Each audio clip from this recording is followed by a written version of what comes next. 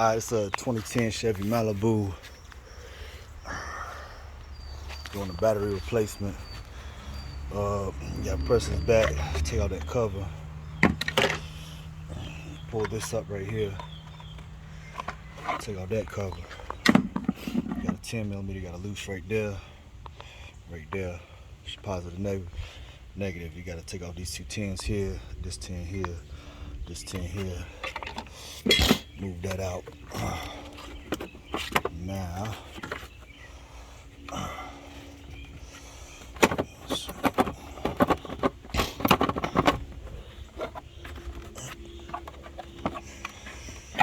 I have to take this off first. I might get a pry bar for this. Maybe I'll get a pry bar. Alright, so you gotta lift up this tab right here on the side. Right there. And then you got another tab right here. You just kind of lift it up there. You should be able to wiggle this off.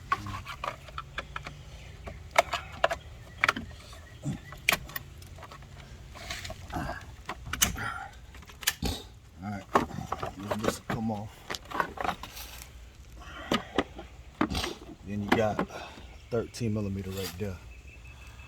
And then this will come out. That's it.